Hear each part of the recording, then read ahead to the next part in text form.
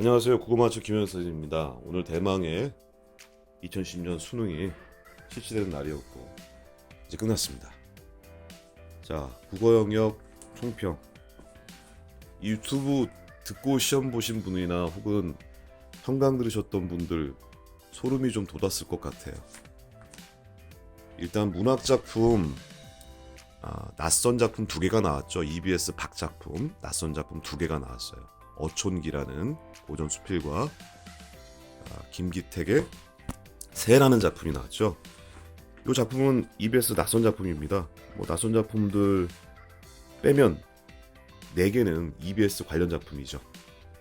그 중에서 3개가 선생님이 얼마 안 되는 찍기 작품 속에서 다 나왔습니다. 첫 번째 작품은 바람이 불어.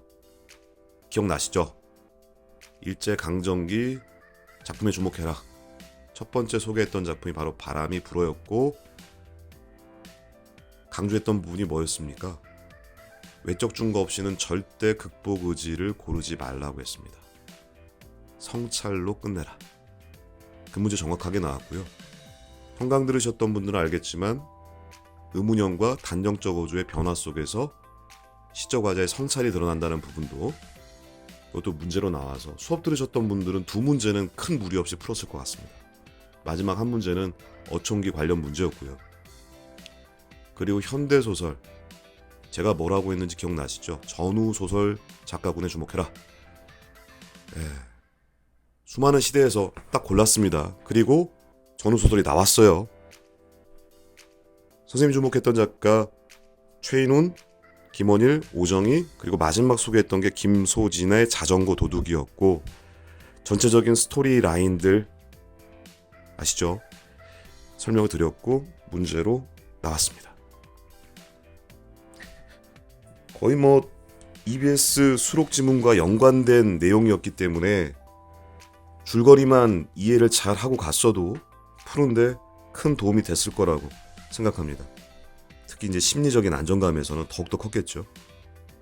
그리고 고전시가에서 선생님이 이번에 주목했던 게 연시조였는데, 연시조만 소개하기 뭐해서 EBS에서 가사 작품 2개를 추렸습니다. 첫 번째 소개한 게 월선원 16경가, 두 번째 주목한 게 출세곡이었는데 그 중에서 월선원 16경가가 나왔습니다. 추천했던 이유는 내적 갈등 요소가 있기 때문에 그렇다. 정치 현실이 녹록치 않았다. 고단했다. 그리고 실제 수능에 나왔던 파트는 이제 본사와 결사 부분에서 평이하게 흘러가는 자연 친화적인 부분이 하나 나왔고요. 그리고 문제로 나왔던 게 이거죠. 이번에 몸은 어디에 있지만, 자연에 있지만 정치 현실에 대한 완전한 미련을 끊지 못하는 그런 부분들. 이게 문학의 본질이 아닌가 싶습니다. 바로 내적 갈등에 주목을 해야 된다. 혹은 내적 갈등을 기반으로 한 확장된 정서다. 이 말씀을 드리고 싶고요.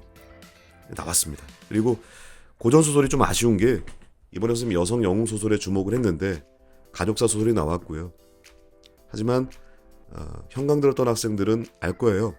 이 부분은 정리할 때 주목을 해야 된다라고 말씀을 드렸습니다.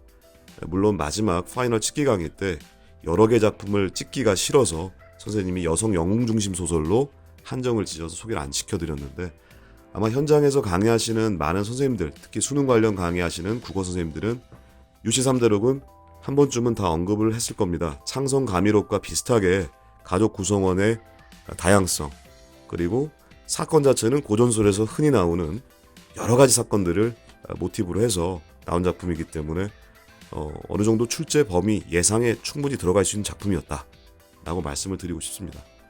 그래서 일단 EBS 관련 작품 4개 중에 3개가 정확하게 일치를 했고, 더욱더 큰 의의는 많은 작품을 소개하지 않았다는 데에다가 초점을 맞추시면 그 정확도가 어느 정도 예상이 될 거라고 생각합니다.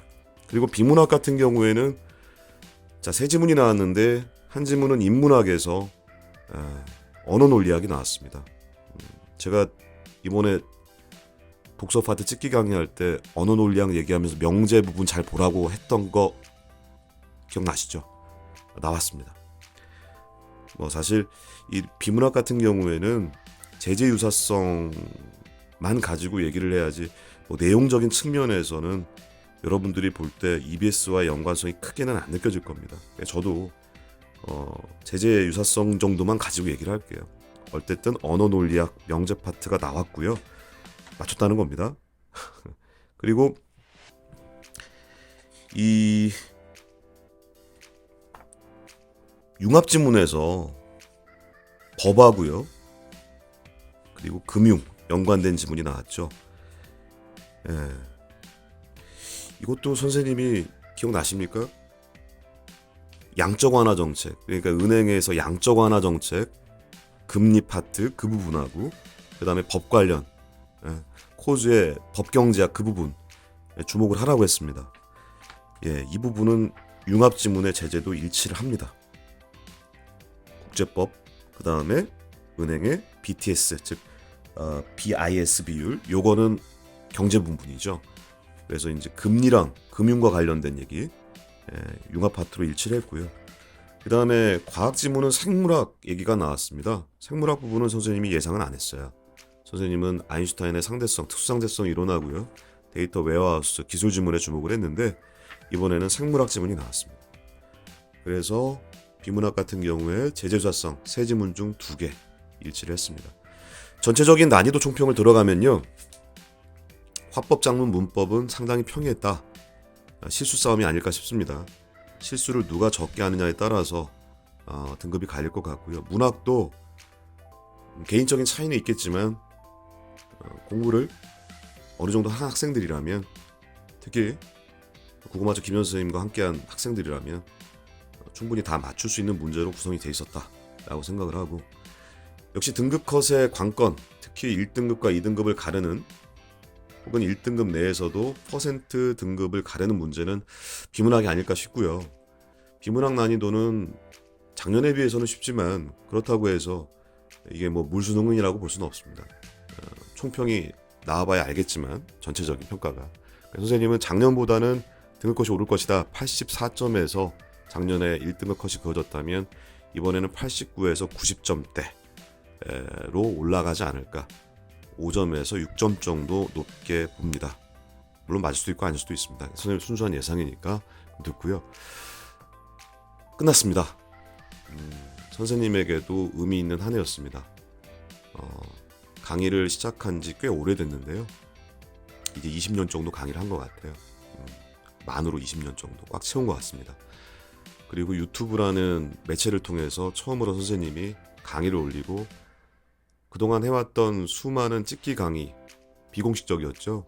공식적으로 기록을 남겼네요.